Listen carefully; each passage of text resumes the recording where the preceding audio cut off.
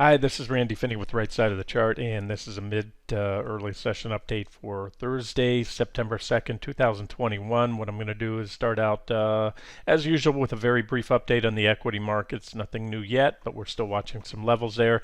Then I want to do updates on gold, the dollar, and the euro. Still very much keeping a close eye on that one, and still bullish on gold right now. Cautiously bullish is the term I'd use.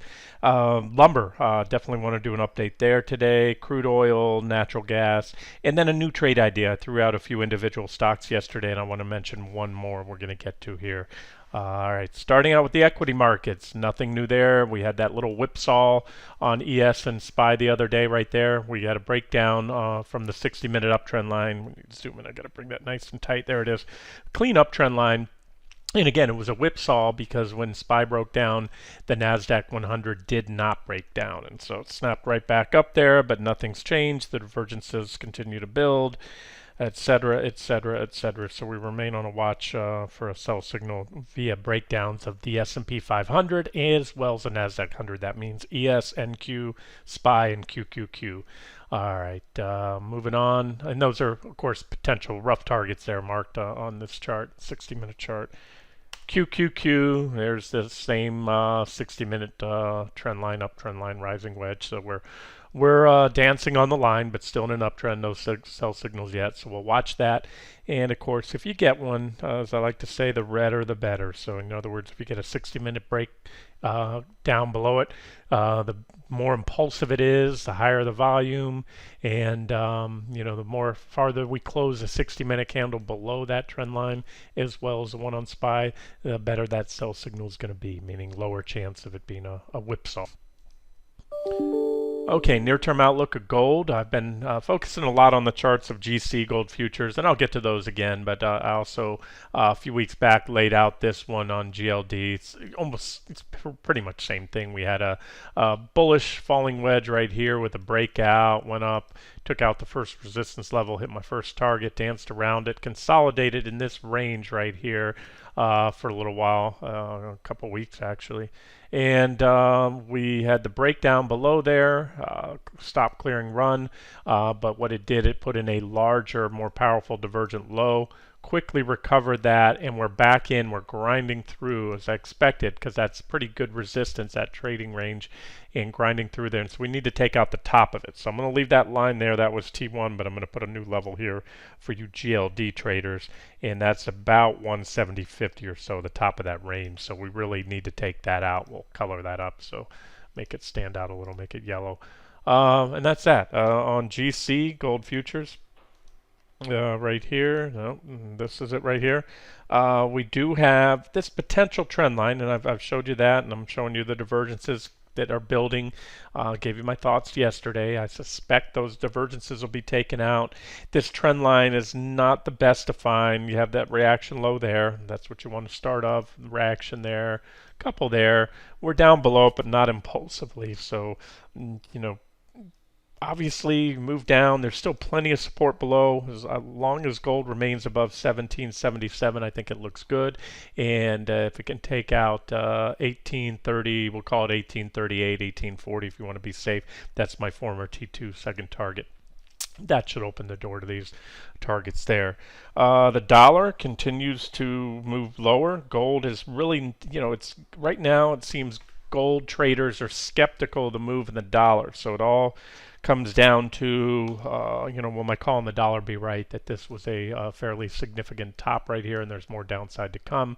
We had a bearish rising wedge pattern there. There's a top breakdown, and we put in a marginal, very slight, small in percentage terms, marginal new high, and extended the divergence. And so that's it. We've been stair-stepping lower, broke support there, a little rising wedge, broke the trend line, back tested, just broke this 92.80 support.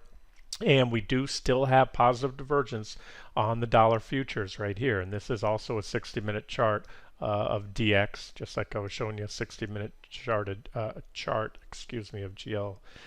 GC, gold futures. We could even Yeah, you could put that trend line there. Not crazy about it. You do have the minimum number of three reactions. That's in my book. It takes at least three distinct reactions to help to validate or justify a trend line, because any 2 points can be connected at random. So, but more so, what I'm looking at here is, do we hold this support? 92,286. I've had this line on this chart for a while. We just hit it. We have positive divergence. So if the dollar is not has not topped right here, at least a near-term top, tradable top, and we're going to go on and make new highs, and this is where it should rally from. You have the bullish divergences. My next support isn't down here. This is an old line, 91,696. I should say there's support there, but we have a couple big reaction lows there just above that, so almost about 91.90 on the dollar. But if we get down there, we'll probably have taken out these divergences. So keep that in mind. So that is my preferred scenario right now, whether we bounce or not. If we do bounce, I'd like to see that bounce contained at 92.80. You don't always get what you want, but that's pretty decent resistance. It was support. We broke it there, back tested and failed twice. And so another failure would be my expectation. If that gets taken out, there's your next resistance. But again, this is what I'm favoring. And if we can get that, especially a move down here to some of these deeper targets, that should almost certainly break gold out above that previous trading range that we're now back in. And here's a daily chart of the euro US dollar forex pair. One reason again that I remain bullish on gold and bearish on the dollar is this breakout here. You had a nice clean downtrend line. You had a smaller wedge right here that broke out, and then it set up this larger wedge right here. That's your divergent. Those are your divergences right down here. Divergent low right off support, 117, 115 right there. Breakout, and again, I don't see much stopping this until we get to this resistance level, which is 190.85. If we break above that, that would be even more bullish for gold. So again, we're watching this previous reaction high, and there were other reactions along that line right there to make it valid. So that's why I still favor a little more, at least a little more upside in the euro, and that means more downside in the dollar. And again, remember, gold and the euro are going to trade together, positively correlated. And crude is back to that big 70.19-ish support level. It's a line I've had on this chart for quite a while. It was a stop on the way down here, support, target hit. We broke it there. That triggered that impulsive drop. Put in divergent low, had a counter trend rally, and remember, this is crude. The counter trend moves are pretty powerful, and so I'm still playing the long game on this one. Had back here I was more actively trading it off these levels, and we had the divergences and all this, and I'm also providing analysis both as an active trader and long-term trader. And this is we're hair above that. I can tell you this right now: if you're not in it, or you were in it and you covered here, or whatever reason you went long, I'd want to see it fall back below 70.19 to short it, because we're just above it now. So technically that's a breakout. If the breakout fails, and it doesn't take much, you're not giving back much or holding off on a very a favorable entry, price wise, because if you just wait for a little bit of a pullback here, I think we'll get it. Then you're going to reverse here. If you reverse in price, the breakout will fail. So that's a bull trap, false breakout, because again, we're just slightly above it. Negative divergence will be confirmed.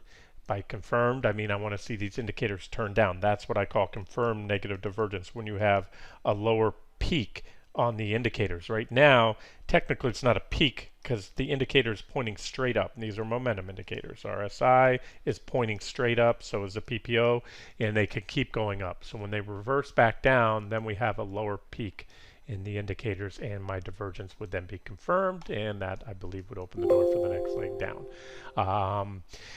Again, long-term trade, we're still up from the high that I pretty much called on crude when we hit that long-term resistance. Not on this chart, it's on the daily chart. We're still crude's still down almost 8%, so it's still a very profitable trade from that longer-term perspective. And SCO is a proxy for that if you want to trade a ETN, inverse ETN. A couple things to that, by the way. Let's just update natural gas. I'm going to get to lumber, and then and then one individual stock trade idea, and we'll wrap it up. Natural gas, nothing much has changed from yesterday. I showed you, the daily charts. You could reference yesterday's video. This is the divergence. We still have negative divergence right here, pretty big divergence, and we have this bearish rising wedge type pattern. And so again, you can take a speculative shot or aggressive shot, or wait for the sell signal. I'm saying a shot at a short trade, or wait for the sell signal. We're not too far below that wedge. A break of the wedge should bring us down here minimum to these first two levels. But I think also the trend line, because they're going to come in together. When the trend line gets extended, let's say natural gas corrects like this, it's going to come into that, depending on where and when and if hit. It should come in around that 4,217 support right there. 134 support somewhere in there, because remember, you don't, it's possible, but you're not going to typically drop straight down, and that's why always say trend lines are dynamic, meaning they come in at a higher and higher levels every day on an uptrend line, lower and lower levels every day on a downtrend line, whereas horizontal price support and resistance levels are static, they don't change.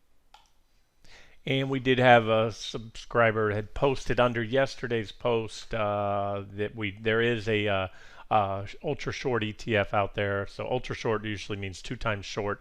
That's KOLD, cold with a K. And if you want to go, purchase, you go long. In other words, you buy an ultra short, obviously, to get short exposure. So because of that, you could short in a non-margin account, like a cash account or an IRA account.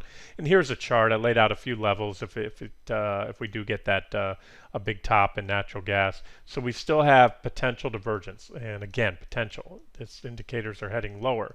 This is an inverse ETFs, meaning, or ETN, meaning natural gas is going up, so this is falling. And so if we can reverse soon, your first target there, these are unadjusted. These are the actual resistance levels.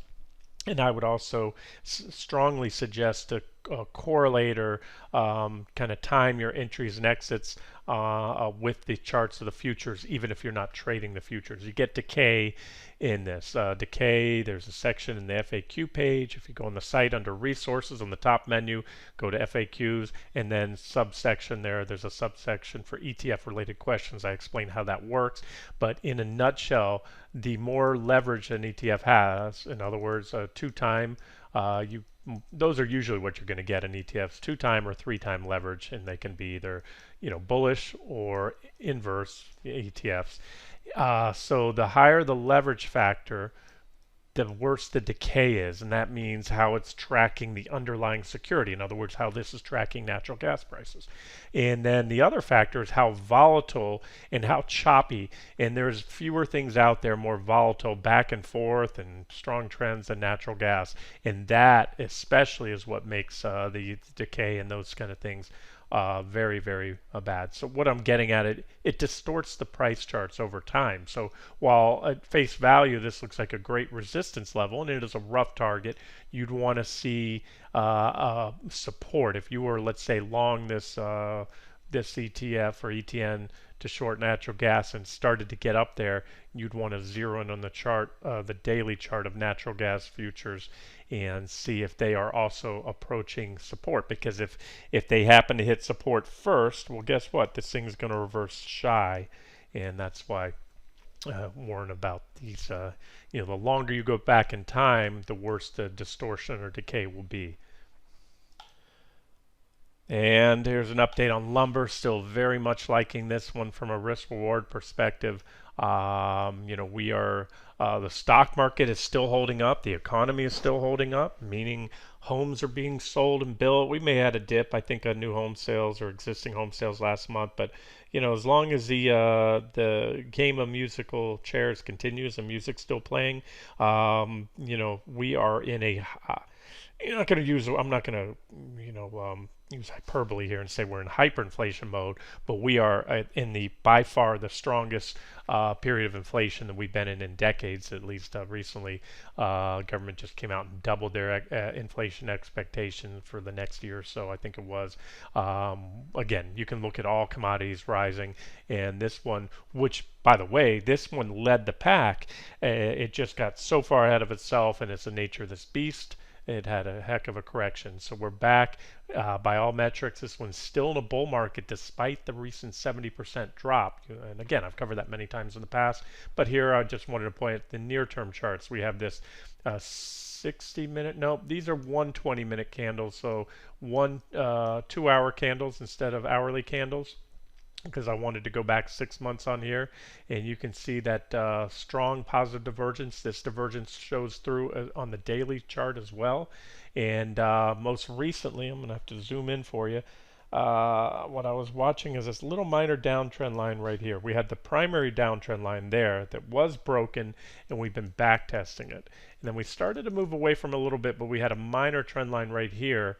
And today that's been taken out, and it wasn't just taken out, it was taken out pretty impulsively. So if you've been holding off, because I've been looking for a bottom on this one, for a while now, still believe it's coming. And I think now, what happens, the way this works for me is, okay, there was divergence at the bottom, there's support on the daily chart as well, and then if and as you go up and you take out each resistance level, I had resistance here at about 552.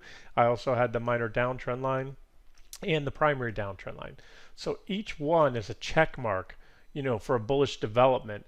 And coupled with the extreme oversold conditions and the positive divergences, it increases the odds that one of these breakouts is going to be the catalyst for the beginning of a new rally, a trend reversal. In other words, technically, if I'm correct, the trend reversal came right here, and sometimes you bottom and you blast off, and sometimes it takes a little while. Either way, I just wanted to point out 552 is taken out in the minor downtrend line. That's a near-term buy signal all day long in my book. So you could take a shot here. You could put a minor downtrend line, little triangle actually when I draw it that way. You can have a tight stop, or you can have a more liberal stop. You could allow for another back test of the trend line, even a marginal new low. There's nothing that's going to happen anytime soon that's going to change the technical posture, because if we make a marginal new low, we're still going to have positive divergence as long as it is, again, only a marginal new low and not a big drop off. So that's it. Take a shot there. Minimum target on this time frame, not minimum, I shouldn't say that, because we have a minimum target, next target here, about 600. And then, I think a very good shot that we can rally up to any or potentially all of these levels you can see here. And let me just measure it out for you. Let's just say we run up to that 747 level. That's about a 32% increase if and when we get there.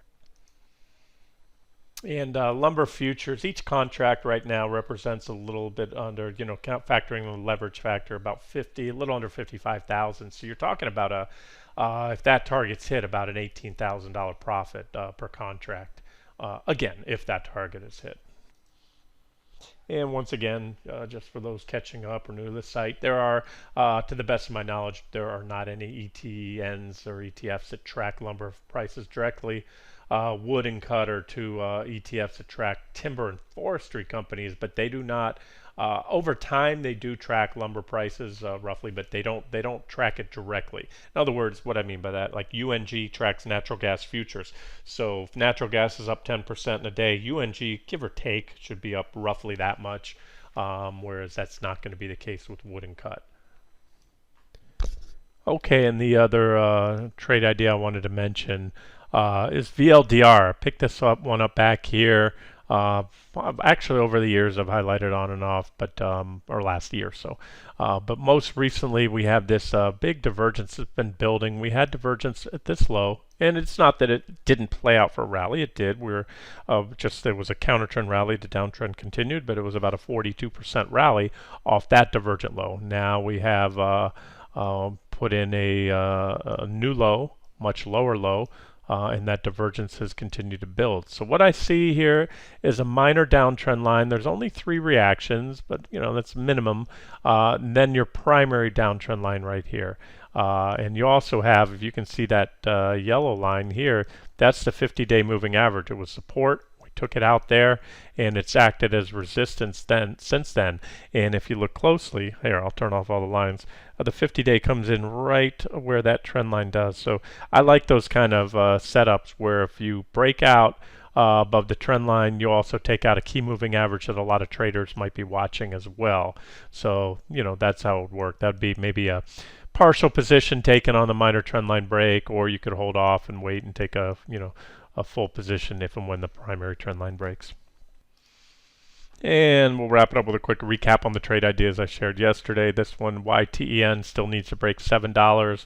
Potential targets, again, these were covered in yesterday's video, but I just want to mention that's still a trade setup, not an actionable, not a breakout yet or a buy yet. SGSVF, talked on, it's really not doing much today. Seed was covered yesterday. It was a long on or near 777, but not too far below.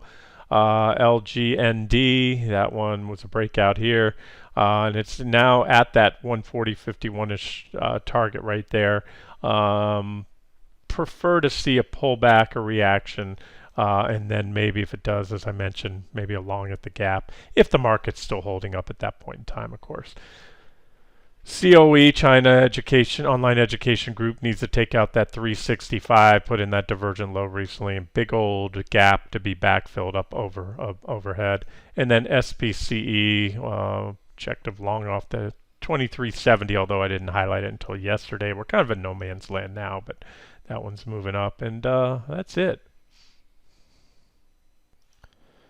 Other than this one, this is one that I've had on watch list. I highlighted back here with this divergent low, and it's still, that divergence that was in place back a while ago is still in play right now. It's only gotten larger, and this one's a Chinese railway, and those are starting, the Chinese stocks have beat down, starting to get some attention, and this one's starting to move off its divergent low. I can't give it a hard buy signal. At best, I see maybe a breakout here, back test. This is still a big level right here. That's about 1055 or so. Divergent low, how do you play it if you like Chinese stocks right now and you're looking for one, especially a more aggressive trade? This one could fit, and you just keep your stops appropriate depending on where you buy it, and then maybe wait until a breakout above 1055 to take it to a full position, but a big old thin zone. I don't even have a target between that level. If it can take out 1055 with conviction, 1533 would be my first target, and that'd be a big move. Obviously, that's what, roughly 50%. It's easy math on that one. All right, let's wrap it up here, and if I see anything else that stands out, I'll get another video or some screenshots out today on individual charts. This has been Randy Finney with Right Side of the Chart. Have a great day.